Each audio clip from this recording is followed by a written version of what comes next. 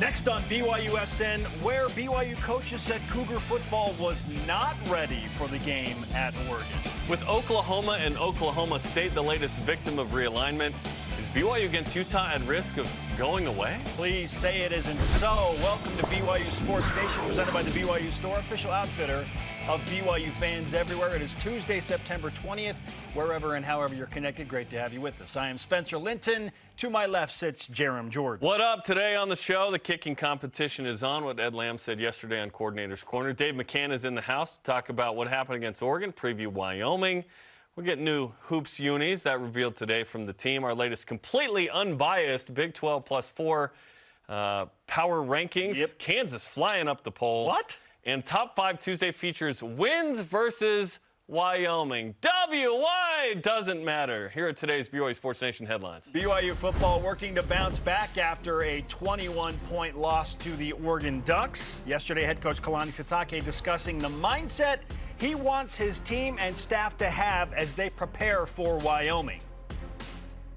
Looking forward to learning from it and getting better. So these, I mentioned before, being humble and being hungry. Well, now it's a good point where we're in this situation now where we're humbled. Now, how much can we learn from this, and how much can we get things back on track? Humble and hungry, the way I wake up every morning. Volleyball drops the spot to 16th in the new coaches poll, despite winning 2 last week. Interesting. Cougars start West Coast Conference play Thursday against LMU at 9 Eastern on BYU TV. And then Saturday, number 17 Pepperdine comes in at 3 Eastern, both on BYU TV. BYU women's golf currently in 11th place as a team through 36 holes. They're 22 over par as a team at the Mercedes-Benz Collegiate Championship in Knoxville, Tennessee. Anik Hutchkiewicz leading the Cougars, tied for 33rd individually at 4 over par. Play continues today. And BYU's Jack Barnett and Wally Thaby have been invited to the ITA Men's All-American Championships next week in tennis in Tulsa. Barnett for singles and both for doubles. All rise and shout. Once again, it's time for What's Trending. And we head to yesterday's commentary. You heard a little bit from it from Kalani Sitake when the coaches were discussing where everything went off the rails against the Oregon Ducks, Jarom. And so what we're going to do here is we're going to let you listen to just a few snippets of different coaches talking about the specifics where BYU fell short. And we'll start with Ed Lamb on Coordinator's Corner yesterday, discussing the environment of Autzen Stadium and what he had to say about BYU showing up ready or maybe not ready to play in Eugene.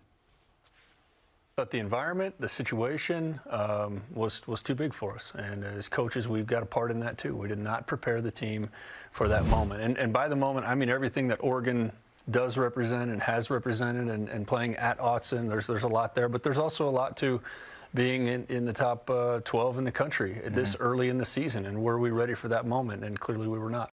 I do appreciate that Ed Lamb is not one to mince words. No, he's straight up. When BYU doesn't play well, he very quickly points to it. And I thought it was interesting that he said, we just were not ready for the moment, both as the 12th ranked team in the country and for that environment at Autzen Stadium. Now the question is, well, how do you get ready for something like that? I don't know. That's why they're paid more than we are. Yeah, that's their job to get them ready. Yes. How do they get the team ready for a unique environment like that and to be ready to handle the number 12 ranking in the country and the target on the back? Autzen is special. I would say it's top 10 in the country in how good that team is in that stadium. Like and how toughest the fans places are. to play? Yeah, absolutely. I think so. And I had seen a game there and felt it myself. I don't have to go to know per se, but it is nice when you go. You're like, okay, yeah, this is awesome. But last year, BYU was ranked 10th at 5-0. I thought that this team had experienced, didn't show up for Boise State, fumbled 3 times. Let's learn from that experience and let's not have that again. So that part, it's like, wait a minute, didn't that happen last year? Didn't BYU feel that and learn from that? They did not. This has a lot to do with being on the road and playing a better team, right? But I would hope that BYU would have learned from that. Also, how quickly can you experience that? Because guess what? BYU might be walking into Norman next year and playing Oklahoma, and they may be top 5.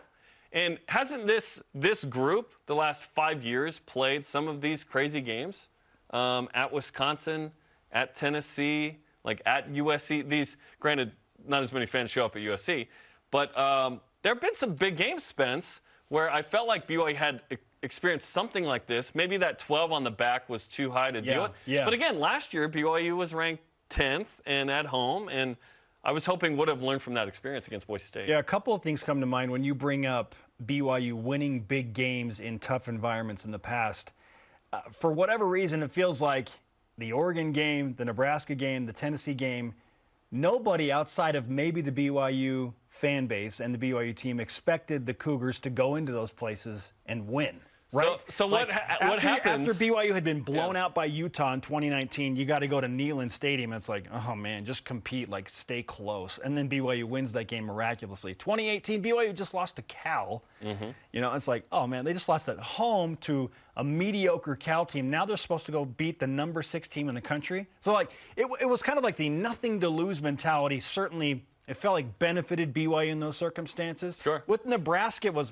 Well, Nebraska hasn't lost a home opener in 30 years. There's no way Nebraska is going to lose to BYU. And BYU went in as an underdog and little to no expectations outside of the fan base and the team, and they win that game. This one was different because of the number 12 ranking. Like, people in the national media were like, BYU's for real. Like, the majority of the college game day guys picked BYU to beat Oregon. We did too. We bought into that, right? We picked BYU to beat Oregon. Why wouldn't BYU have won that game? The expectation was just different, and I wonder if that factored in a little bit because Oregon's like, we're going to show you who we are. And Oregon is obviously still Oregon, right? Yesterday I said BYU plays better as a dog than a favorite. How does BYU get to the point when it's really good? Like, if you're going to win a Big 12 title, you've got to play well as a favorite. At some point, you're the best team, and you got to win that, right? Maybe Baylor last year in the Big 12 survived somehow being the underdog until the end because they hadn't won a Big 12 title in a minute or at all, if I recall. So you got to figure that out. You got to learn how to be a front runner. And BYU did in the 80s, right? That's how you win a natty, although they kind of came from behind to do it, I suppose. We discussed at length, Jarom, BYU's adjustments in the run game. They opted to go with 3 down linemen instead of 4, essentially softening up the front a bit to allow their linebackers to defend the edges a little bit more, and it backfired. Elisa Tuiaki, the defensive coordinator, talked about preparing for the perimeter run game and the adjustment that was made there. Yeah, the identity was a little bit more of a screens and perimeter run game. They switched and were a little bit more downhill, and so, you know, coming into the game, we felt like in order to give us a chance to tackle on the perimeters, we wanted to be a little bit more of an odd front team, 3 down, spread things out. But you know, they came in, 12 personnel, started running things a little bit more downhill. We're just a little bit different personality. Trying to adjust and catch up at the time was more of, okay, we've got to get 4 down. We've got to stop the run and be a little bit different in the way that we've done it. And you know, with the way that you prep and going in with the game plan, it almost felt like a service academy team. You know, sometimes you play those service academies, it's like, okay, this is how you're going to stop the option. And you go in and your game plan isn't necessarily clicking, then you're like, okay, we've spent so much time prepping and getting ready for this. Are the adjustments going to be good enough? Are the players going to know it? Are we putting too much on them? And I felt like there's a little bit of both of it going on in the game. Is are we asking too much of them if we make this change and this change? You know, are the players going to be able to get it? And so, you know, trying to catch up at that time, being down by that much, it was really, you know, being aggressive on offense too, right? We needed to go for it more on 4th downs, and sometimes ended up giving the ball on our own side, which was just, you know, on the defensive side, it makes it look like you're going to lose by a lot. But really, if you're going to lose anyways with the pace that you're going at, you need to possess the ball and keep going. And so we talked about as a coaching staff, we're all for the aggression that we needed to try to see if we can get back into the game, or we're going to end up losing by a lot more, which is what happened. Sometimes the game plan does not work. And he said when things are not clicking, you have to make those adjustments. And maybe because Oregon is so fast and so disciplined and they were so well prepared. In fact, heard in an offline conversation that Noah Sewell, star linebacker for the Ducks, in speaking with several of his former Orem High teammates, said, dude, we prepared super hard for you guys this week. Like, we went all in. Last week we mailed it in against Eastern Washington, we but went not this week. all in on preparing for BYU, and we felt like going into the game we had the perfect game plan against you guys, and he's like, we executed that. So with that in mind, and then the game plan defensively not being right, okay, now this picture starts to become a little bit more clear. How do you adjust when you're trying to catch up to a team like Oregon? And I don't want to feel like, okay, if the game plan wasn't spot on, then you lose. Oregon's super talented. It was hard to overcome that. It was hard to overcome road. It was hard to overcome speed. Obviously, in-game adjustments are a thing that Ryan Russillo always talks about. It's funny, like, everyone wants adjustments. Like, what are the adjustments? It's like, if it was that easy, everyone would do them and counter them and so on and so forth, right? So, yeah, BYU did not adjust well to that. And even if BYU adjusts to that, doesn't Oregon just go spread it like they were originally maybe BYU thought? Like, who knows? You just have to respond in the moment, and you have to do your job. BYU didn't do its job. They missed tackles. Yeah. Their fit wasn't good, meaning where they are in the hole. They're getting bowled over at times. That was disappointing. And like I said yesterday, Oregon outmanned BYU. That was tough to swallow, but now you move on, and you hope that you're ready for Wyoming, Utah State, and then you have significant physical challenges against Notre Dame and Arkansas. Yeah, you brought up tackling, Jarom, and Kalani Sitake, rather than pointing at the scheme as the issue, he said it was just fundamentals starting with tackling. Listen to this. Make tackles is the key. I would be concerned if we didn't have guys there to hit players, but you know, there's the scheme is one thing. It's the fundamentals and tackling that cost us a lot. So I'd be concerned if there's guys that are wide open and not in certain places when there's coverage in the pass game, and then in the run game, I'd be really concerned if we didn't have bodies to make tackles. And I think Oregon made some plays and broke tackles, and you know, we weren't in the best place to make tackles. So I don't know if it's you can blame it on the front or whatever, but you know. We'll blame it on everybody else. We just got to figure it out. All 11 guys didn't do good enough to make plays against a very athletic and speedy team from Oregon. I think that pretty much sums it up. Not in the right place to be able to make those tackles. The fit wasn't good. Ben Bywater's in the film room. We break down a few plays. It didn't go well. Obviously, talk about his interception. But you talked a lot about that. That's coming up tonight on the Satake Show and later on social media. Yeah, BYU's got to put the fun back in fundamentals. Let's go. And the mental back in it. Make a play, like, be in the right position, make a tackle. Seems too simple. Make a tackle. It would help if BYU, frankly, could make a few kicks as well. And that has not been the case for the Cougars. Although that wasn't the biggest deal in that game. For sure. Would have helped, sure. Side story, but it did get brought up, the kicking game specifically, once again with assistant head coach Ed Lamb, talking about the kicking competition now that Jake Oldroyd has been struggling. Listen to this. He's anxious to get the next kick. I mean, that's the common denominator, but you know, at the same time, we've got to continue to evaluate is that the right thing for the team at this point, and is he, you know, he has to continue to earn to be the #1 guy, and he's got to make those field goals. It's you know, this is a bottom line business for everybody on the team, and so we've got to reopen the competition and bring out the best in Jake and the other guys. I think this is totally fair. I believe that Jake Oldroyd will prove himself once again this week, and we will see Jake Oldroyd as the #1 kicker going into the Wyoming game. But, Jarom, if he misses an early kick against Wyoming, then just maybe it's, okay, let's trot Justin Smith out there and see if Justin Smith can put one through the uprights. I think so, if that plays out. And I agree with you. I think Jake will be the guy. Jake will earn it again this week. Yes. The question for BYU is, at that point, are you rolling Justin Smith out if it's a 42-yarder, a 45-yarder, a 48-yarder? Or are you going for it on 4th down? Are you going for it on 4th down at the 30? That puts BYU behind the 8 ball a little bit, because to be a winning team in tough games, the next 2 weeks aren't necessarily what we're talking about, although they could be closer than we think. Who knows? But it's Notre Dame and Arkansas. It's Stanford. It's at Boise State that you eye. It's a sneaky East Carolina team at home. It's all the way at Liberty. What if BYU turns it over a couple times? You need kicks to win games. You do. How has Utah been so successful? They've had great defense, excellent special teams. Offense has been good enough. Last year, the offense was very good. Pac-12 was down. They win the league. You need kickers to be great. Punting and special teams and kickoff. to be a very good to great team. We think this BYU team is very good to great. That could sway the season in a major way if it doesn't get fixed. And let's remind everyone that Jake Aldridge has made pressure kicks. I know that these three misses. 1,000,000,000%. His first field goal made at BYU was a game winner against And he Arizona. was the backup. In that game, BYU pulled Red Almond. And Jake Aldridge came in his opportunity and made the most of it. The game-tying kick against Tennessee. Pressure kicks against Utah to snap the streak last year. He has made several pressure kicks, so he certainly has proven that he is capable. It's just, what have you done for me lately? You got to get out of the yips. Yes. You got to get rid of the yips. How do you get out of your own mind? Yes. Topic 2. Reports have Bedlam, that's Oklahoma versus Oklahoma State, ending when the Sooners go to the SEC no later than 2025. On Football Media Day, we asked Tom Homo if he wanted to play Utah every year when the Cougars are in the Big 12. Here's what he said. I think that the Utah game is a great rivalry. But once the first game wasn't played, where the first time we took a break, once that happens and everybody just falls apart about it, then the next time it's not quite so bad.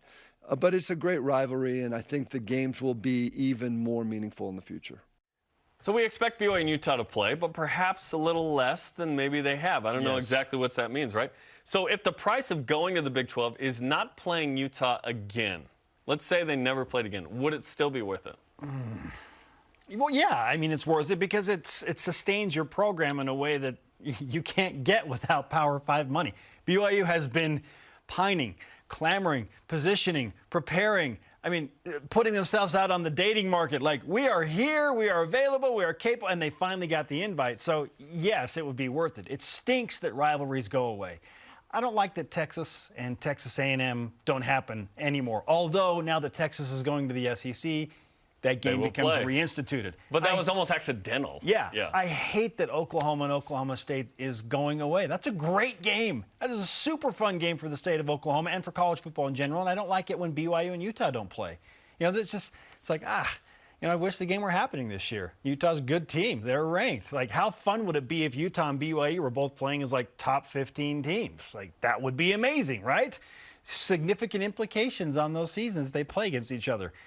I do like that BYU and Utah have games scheduled through 2028. So after this year, they are scheduled to play in each of the next 5 seasons. However, I do feel like with some of these later seasons, like in 2028, BYU has a game against Ole Miss scheduled and a game against Miami. Yes, that Miami in Florida scheduled.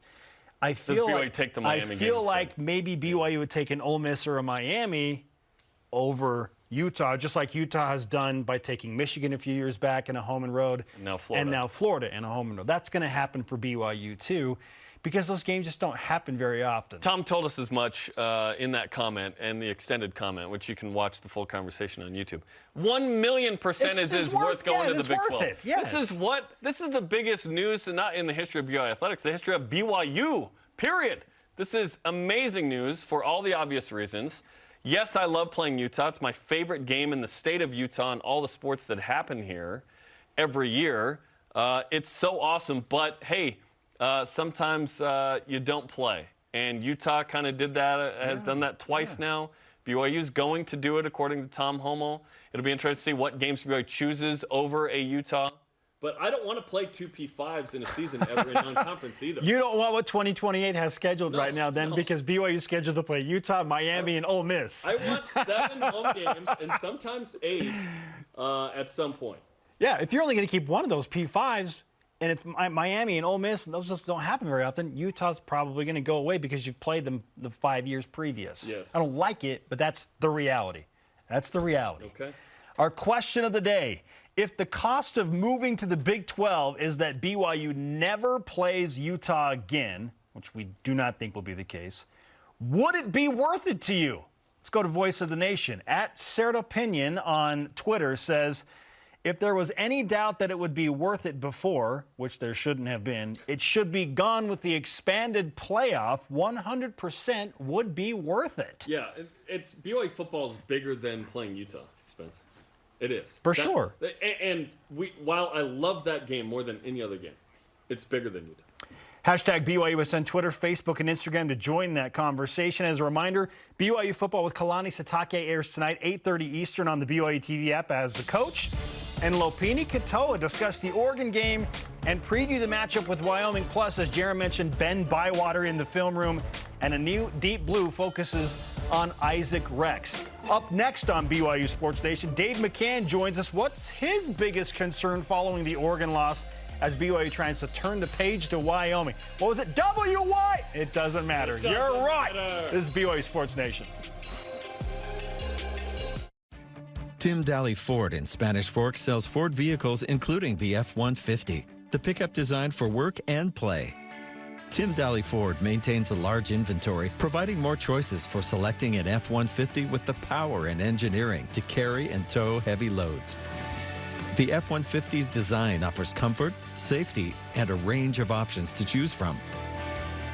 Think Ford, think Tim Daly Ford in Spanish Fork.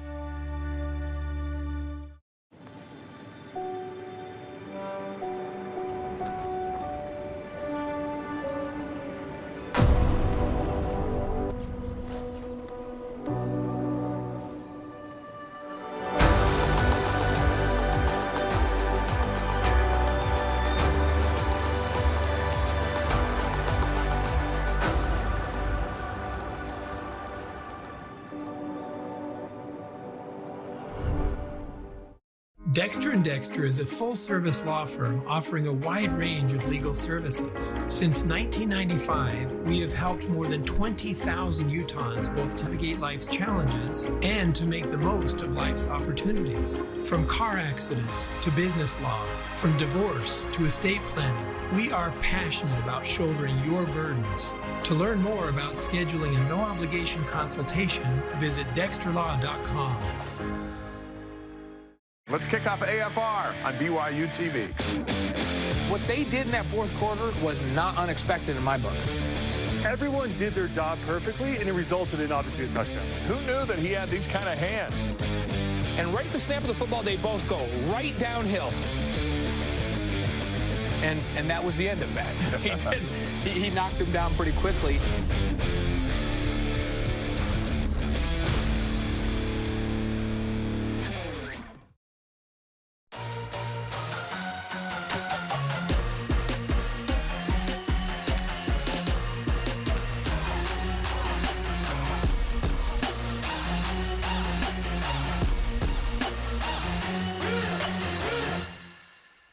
Bring on some of that home cooking. BYU Sports Nation continues from Studio B. This is your day-to-day BYU Sports play-by-play. I am Spencer Linton alongside Jarom Jordan. I can smell the cougar tails. Can you? From home cooking, You can smell it? Oh, okay. Oh, aren't they they delicious? I want a chocolate one. I really do. We're going to get you a Built Bar Puff right now. Yeah, exactly. We're getting a deal? Something to tie you over. Let's go.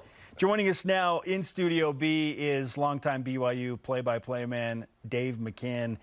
And Dave, we were just talking during the break, like the way that BYU lost the game to Oregon certainly leaves a bad taste in the collective mouths of unlike a cougar people across Cougar Nation. Yes, well played. Yeah, not if it has that maple stuff on it. You're not a maple guy. You're not a maple guy? I'm never even going there. Not even trying it. So are you a big? Are you the guy that is pining for like a chocolate? I'm just cougar saying tail? I will eat a cougar tail if it's chocolate. Okay. That's it. You want chocolate frosting? Yeah. Wow. You know, like a chocolate bar that's been around since the beginning of time. Just expand it, multiply it by 5 times the size. Okay. Yeah, I was kind of bummed. Having grown up, my dad was director of the Cougar Club for most all our life. And so many of the events were tied into getting people at the stadium, getting the alumni to leave their homes and go to the Rose Bowl or wherever. And so when they do it, it's such an awesome thing. I saw it in Vegas for years while working down there, when the Cougar fans would take over the place. But then when the product doesn't give them much to cheer for, I always felt bad for my dad more than for myself or the team, because they're working with the people. For the folks over there, that's it. BYU may not play in Oregon again. And so when they come out and converge, you just want to give them something. So I was disappointed about that. How was it when Rex caught his touchdown? Was it? Yeah. I think that we were estimating around 8,000 BYU fans across the stadium, which is pretty remarkable. That's the place holds tremendous. 54. Like 8,000 BYU fans were there. You know how annoyed we'd be if that happened at LaVell Edwards Stadium? Super annoyed. Because that's what BYU fans like. Well, a lot of times the Utes get some folks in when they're all making the noise. Yeah. It's like, Who gave them those tickets? What are you doing here? Yeah, exactly. No, I call it Mormon settlement theory. We show up, we annoy the locals, we got to move on. Yeah, Oregon fans said it's only one other occasion they felt like there have been that many opposing fans in the stadium, and it was Nebraska when they played Nebraska 5 years ago. Nebraska. There was a big sea of red, and like BYU's, they said their BYU's fans equaled that. So a unique scenario. I remember tough to lay an egg like that. I remember when BYU came to Vegas, Brandon Doman was the quarterback. They were ranked 20th, I think. 0-1. And it's 4th and 4. BYU's behind. The UNLV folks be like the biggest win ever. There were tons of BYU fans in there. And Doman made a play to Mike Rigel, and then he took the next play and ran it like 25 yards. I was down on the sideline, and I remember when Doman went inside the 5 to go in the end zone, the thunderous roar from the BYU crowd it turned me around. And that's where I really got you know what, on the road, BYU can take over places. And they took over that stadium. I just remember that feeling. And so during game day, when you were showing the contingent of BYU fans, I thought, you can really punch someone in the gut by putting 10,000 people into their stadium. But the common denominator is the team's got to give them something. Sure. And Oregon's a great team, too. Yeah, so let's talk about that, because there's a few things at play. One, Oregon's good. Autzen is top 10 tough Better stadium. than we thought they were. Right? And we let them off the hook. We did. Yeah. And BYU is very good, Dave. Yeah. So where do you start with the concern of what we hope is an anomaly versus maybe a trend? I think the next 2 games they should run the football. If they don't run the football against Wyoming and Utah State, there's a problem. I don't think you can make that judgment on Baylor. South Florida everyone ran. But Baylor was tough and Oregon's tough. And upsets happen. That wasn't an upset. Oregon was favored to win, and then the way they won it was upsetting. Yes, but it wasn't an upset. I saw a stat yesterday. After 32 NFL games, 16 favorites won, 16 underdogs won. How about that? Now, do you think every team that lost to an underdog is thinking, we've done it all wrong, we got to change everything? Or do they just go out in week 3 and go, let's do our thing and get to 2-1? So we've had 2 case studies of positive and a case study of negative.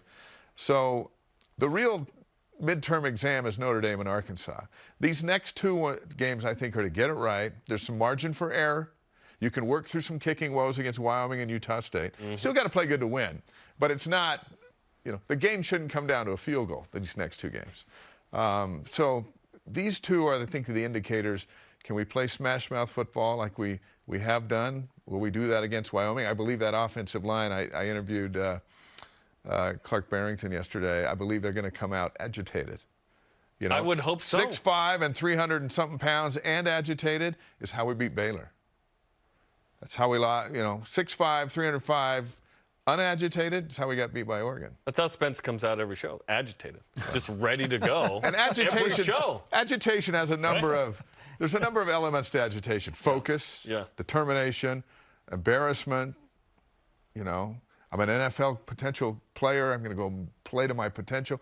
All those things. And when Oregon plays Baylor, if they play in Waco, Baylor wins. Baylor plays Oregon in Eugene, Oregon wins. Baylor played here, BYU won. BYU played there, Oregon won. Let's play neutral. We're talking about top 25 programs. Yep. And I was glad to see BYU stay in the top 20. I think they deserve to stay in the top 20, and they could back that up Saturday. Or if they come out and kick it around and barely win, then they don't deserve to be in the top 20.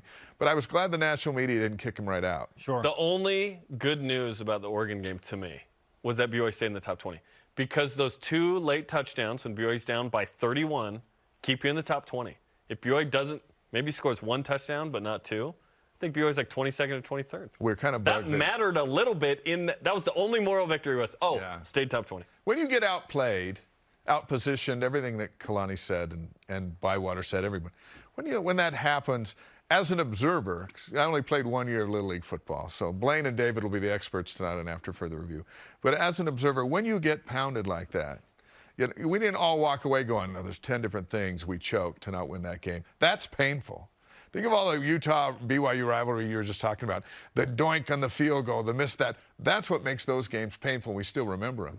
When you just get soundly defeated, you're going, okay, we got to play better against these guys. And then we have physical challenges coming up. Notre Dame, Arkansas, and Boise State will be a physical challenge, and Stanford and all that. But The springboard is we get through these next 2 games. Then you got Notre Dame and Arkansas as redemption games, the same way Oregon used our game. Arkansas here will be a tough game for BYU. It can be a very tough game for Arkansas. Oh, it will be. And I think we've pointed out the fact that Arkansas gets BYU at the end of just a gauntlet. Right. That begins with Texas A&M this week, hosting Alabama, at Mississippi State. Then they got to travel to Provo after that at the end of that 4-game slate. That is tough sledding for Arkansas. And they got to deal with the electric home crowd in Provo. Yep. You look at the schedule. If BYU is a legitimate top 20 team, and again, how they respond Saturday will tell us that. The road back into the top 10 and a New Year's Six Bowl is right out in front of them. The Oregon loss doesn't kill you if you beat Notre Dame and Arkansas. You got to go to Liberty. I mean, you still have to play good football. There's forever left in the season. Yeah. But all is not lost. The BYU's not going to the championship playoff. You know what? Oh, no. There's only 4 teams that are going. We already know who they are. Disappointment for everybody. It was fun while it lasted. But the opportunity to go where we've never been is still right there. Just how do they respond to getting their rear ends kicked? Yeah, and it's tough because there's only one at-large with the Cotton and Peach being in the playoff this year. This is the worst year to have a great team for BYU, unfortunately. But if we had said, hey, BYU's 2-1, top 23 games, we would have been happy preseason. And if you're going to lose a game, is this not the game to lose? That and perhaps Notre Dame in Vegas? BYU was not supposed to win the game, according to Vegas. We just got excited because BYU beat Baylor. Well, that's what fans do. That's why that's why this show exists. And it's why on Saturday, people will fill LaVell Edwards Stadium again, and they'll tune in because it's what we love. And a neighbor was bemoaning the game to me yesterday. I go, you'll feel better on Saturday. Because that's how we do it. You know, it's like a big glass of grape Kool-Aid on a hot day. After you lose, you just feel better when your team plays and you win.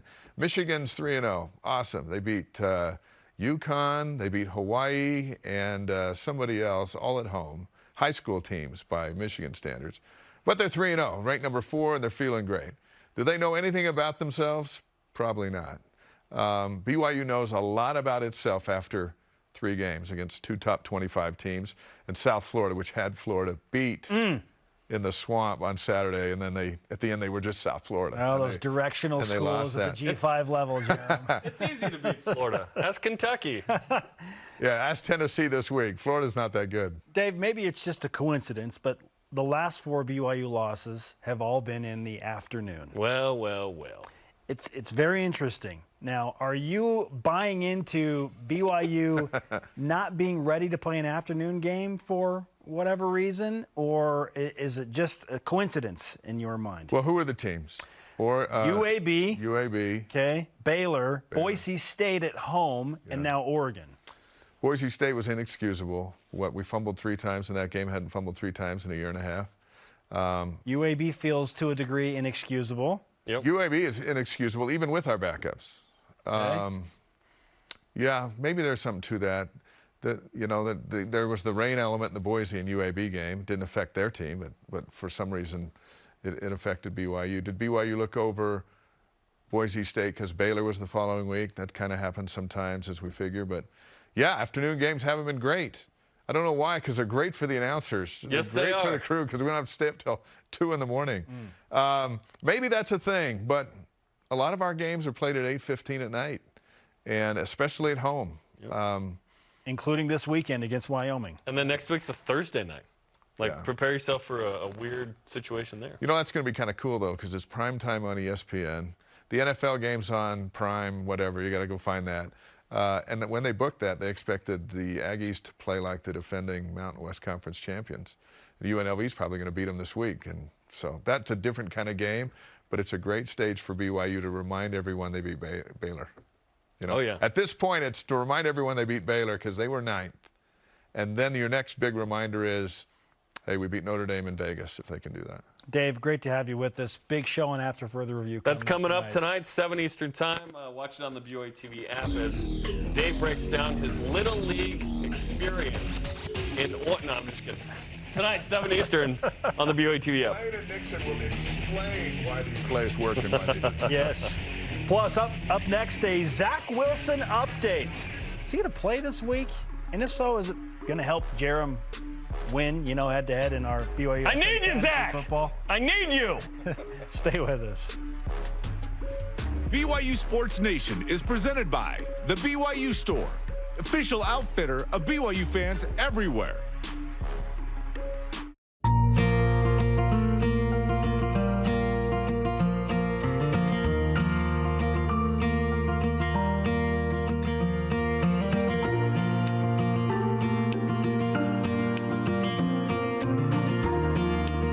Wrapping up in a Minky Couture luxurious blanket.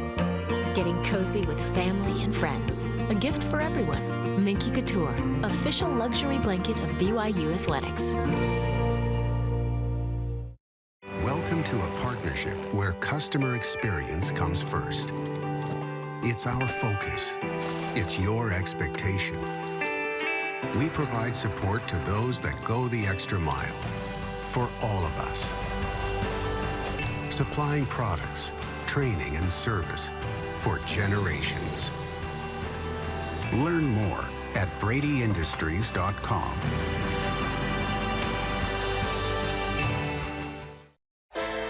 If you're looking to build your brand awareness and increase market share as BYU moves into the Big 12, this is the place, BYU Athletics. We can provide the tools you need to make sure your company is seen and heard. BYU Athletics is where you can align your products and services with loyal fans that cheer for our Cougars. And they can also help your business win. Learn more about what a partnership with BYU Athletics and your company will look like. After all, this is the place.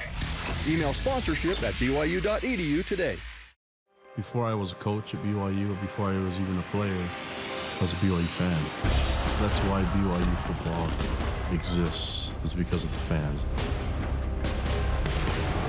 To have a bunch of fans that want to see you be aggressive, I think everybody can live through our 123 guys on the roster and the 11 that are on the field at a time. Really, it all starts and ends with the fans.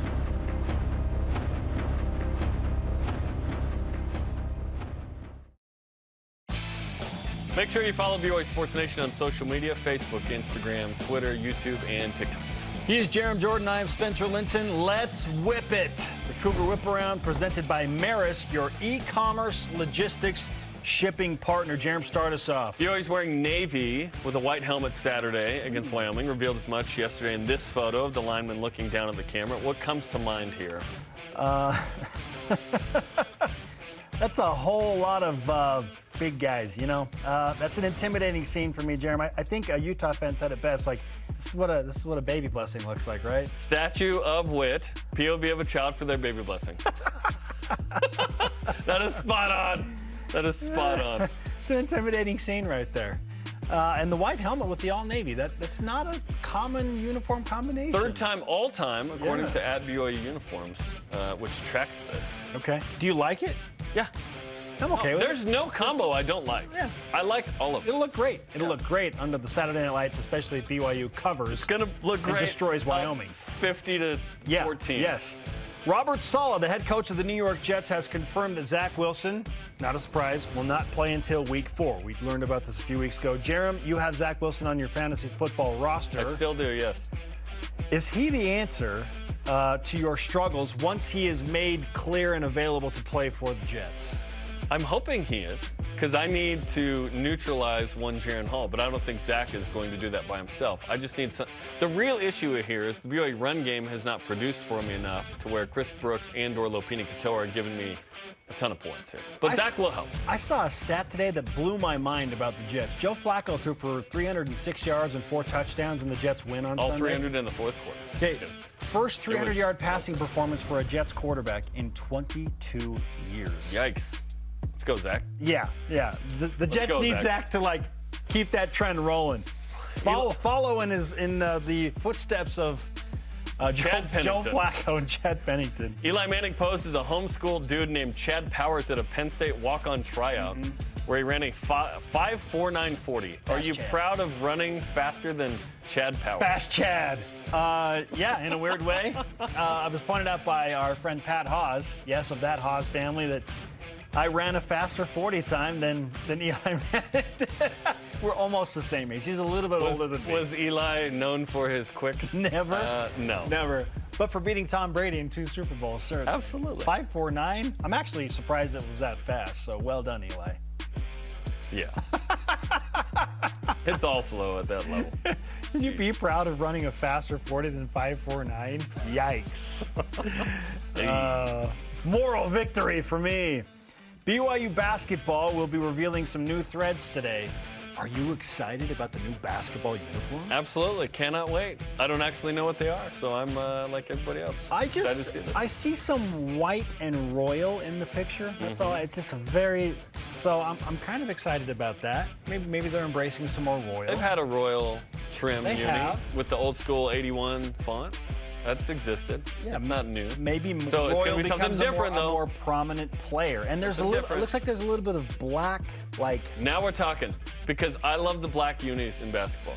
I love There's black trim in that picture that was tweeted out. Again, we don't know. Like, there's black trim there with royal. Now, volleyball and soccer are using prominently black uniforms. Football does not have a black uniform currently. Perhaps they'll bring it back. Bring it They have back! one. I would love for them to bring it back. Bring it back! Yes. Speaking of things coming back, Jarom, how about EA Sports? It's in the game, Spence. NCAA college football is a game that's coming out here in, 2 years? It's going to include the transfer portal. Many athletic directors feel like the portal's ruining the game, but will this ruin the game? The actual video game?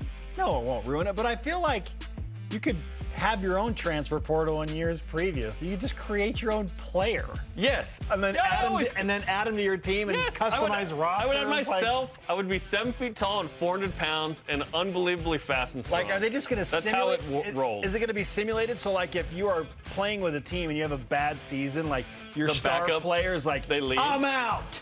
You're like, whoa. No. You got to, like, try and convince them to re-recruit. You re-recruit. Like, is that going to happen? I'm not.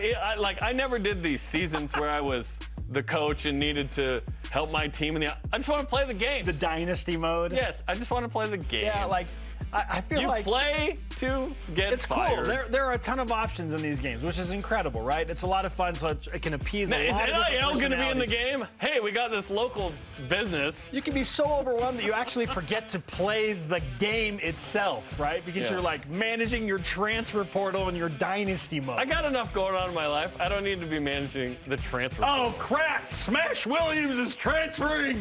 What am I going to do? Smash Williams. Jason Street's not going to play for me next season. BYUSN social behavior expert Jason Shepard. Really? Weighed in last night with the following tweet, Jarom, and I quote, "Can we please train people that work registers to not grab drinks by the top where we drink from? I'm not a germaphobe, but I'm also not one." Remember, this is the same guy who brings his own salad dressing to restaurants, Jason Shepard. Jeremy is Shep wrong in this case. I had not thought about this one.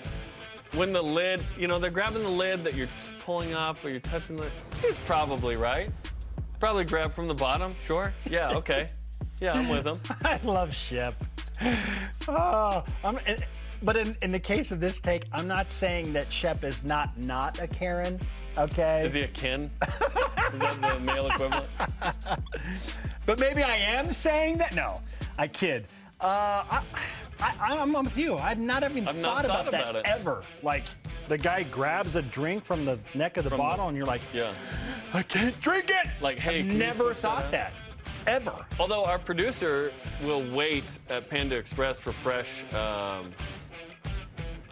chicken. Which chicken is it? He'll wait. Oh, okay. Teriyaki chicken? Okay, sure. He'll say it. So it kind of holds up the line. We pass him. We get our food, sit down, start eating. We're still waiting for him to get it. That's okay. That's okay. Yeah. Still no comment from Ben in my ear. Shep is clearly not he's clearly not a guy that shares straws. No. There are things called straws. That's a great point. Okay, check out all your Cougar sports content from shows to games to Deep Blues. It's all in one place, homies. BYUSN.com or the BYU TV app. And did BYU football drop in our totally unbiased and new version of our Big 12 +4 power rankings? And which team had the biggest jump? This is BYU Sports Nation. This portion of BYU Sports Nation is presented by Maersk. your e-commerce logistics shipping partner.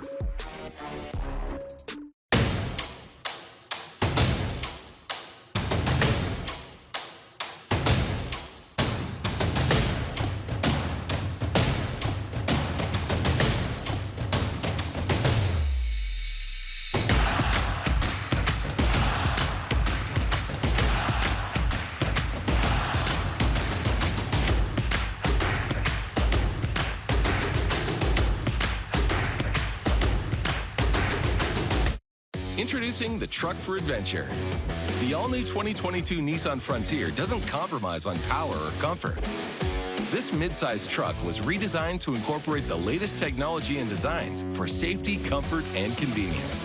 Plus, with up to 6,700 pounds of towing capacity and best-in-class horsepower, it's rugged enough for adventure and still safe enough to transport all your favorite people. Where's your new Frontier? You'll find it at Tim Daly Nissan Southtown and South Jordan. BYU Food to Go's convenient location at 2191 North Canyon Road in Provo makes bringing popular BYU foods to your next event easy. Everything's ready when you need it at the drive and load pickup. You drive in and they load no matter the weather. And stop in the on-site creamery for great BYU chocolate milk and ice cream. BYU Food to Go, bringing campus to your table. Call for details, 801-422-5001.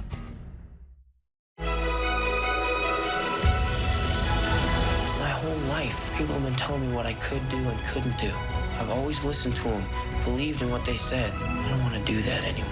In this lifetime, you don't have to prove nothing to nobody except yourself. Hey, what are you doing? You treat me like your brother. You were born to wear that jacket.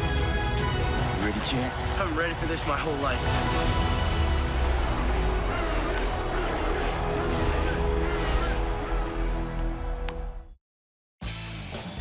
Welcome back to BYU Sports Nation live in Studio B on Tuesday, September 20th. That is Jarom Jordan. I am Spencer Linton. It is time to roll out our brand new, totally unbiased Big 12 +4 power rankings. Jarom, not a ton of changes this week. One big mover, and BYU did make a move. Not surprising after losing to Oregon. The Cougars dropped one spot, so let's roll it out. Beginning at the top, Oklahoma still holding steady as the #1 team. Oklahoma State #2. Texas #3. We're giving a lot of love to that. Indeed. And BYU with #4. Baylor #5 because BYU beat Baylor head-to-head. Okay, not surprised there. Yeah.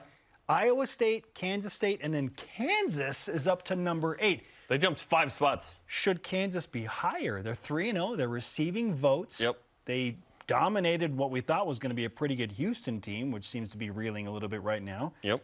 Should Kansas be even higher than their 5-spot jump? Kansas taking it to Houston, pretty impressive. No, we don't trust Kansas yet. Absolutely not. This is not 2009 where they were in the top 5. And should BYU be supplanted by Texas?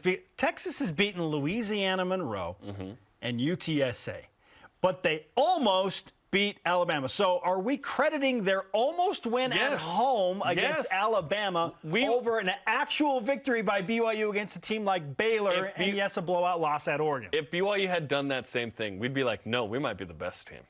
But if you hang with Alabama and probably should have won, you're pretty good. Even if it's home. Texas is back, says Joe Tessitore. Even if it's home and Alabama has the most penalties they've ever had in a game. Who induced those penalties?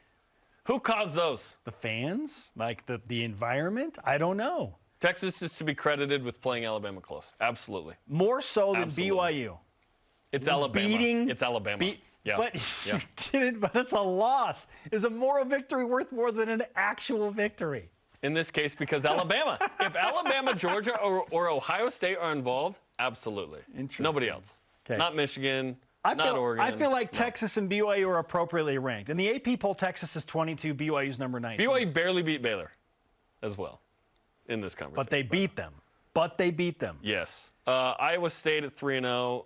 They play Baylor this week, so that'll be an interesting one. Okay, Kansas State is interesting in the 7th spot. Beat Missouri, lost to Tulane, though. Kansas is interesting. I still think Cincinnati might be good. They only lost by 7 at Arkansas.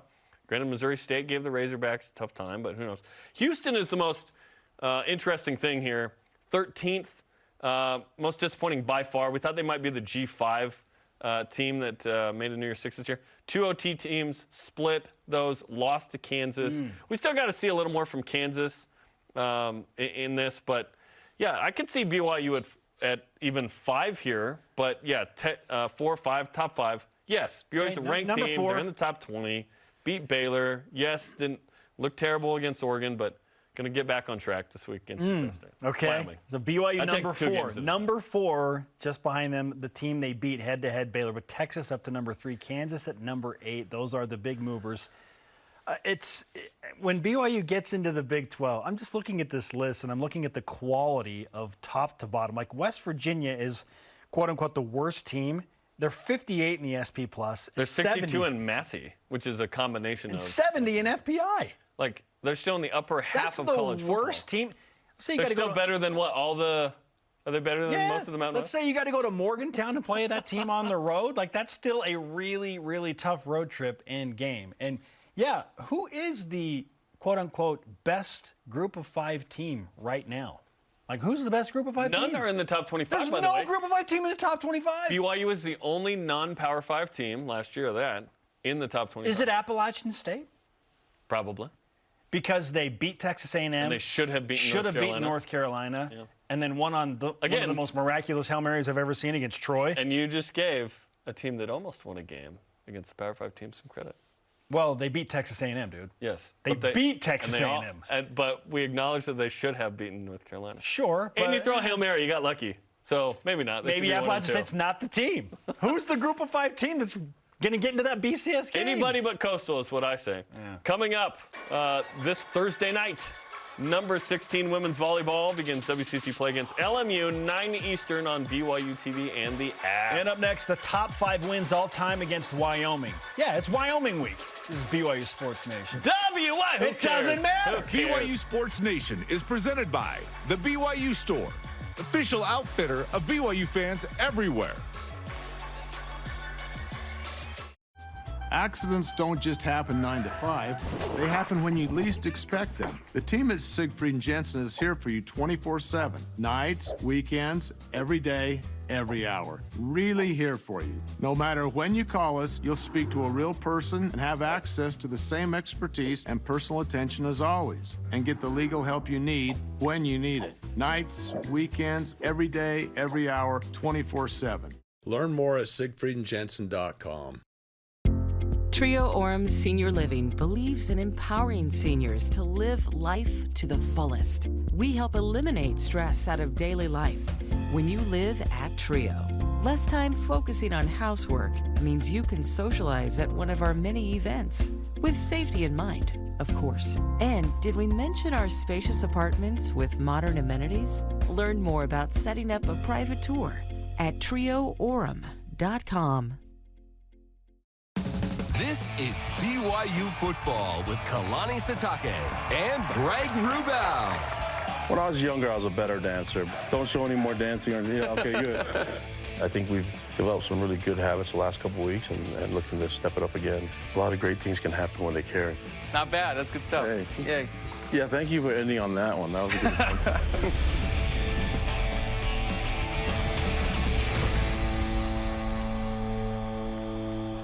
If you could write a letter to your younger self, what would you say? Ah! Good news. Who are you again? I'm a mental projection from the future that only you can see. I came back to prevent you from becoming a monster. Wait, is this a hidden camera thing? This is a story about redemption, giving someone a second chance to really become their best selves. I guess putting our heads together does make sense. He's not only saving himself, he's actually saving the world. This portion of BYU Sports Nation is presented by Mountain America, the official credit union of BYU Athletics. Hey, the show's on demand. You can get it on BYUSN.com, BYU TV app, BYU radio apps as well.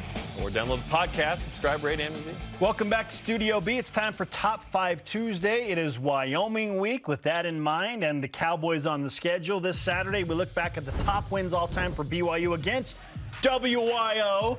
throughout the 100 years of BYU football. Emphasis on 100 years. It's actually illegal to chant that while sober. Fun fact. Number 5, we go back to the first season of Cougar football 100 years ago in 1922.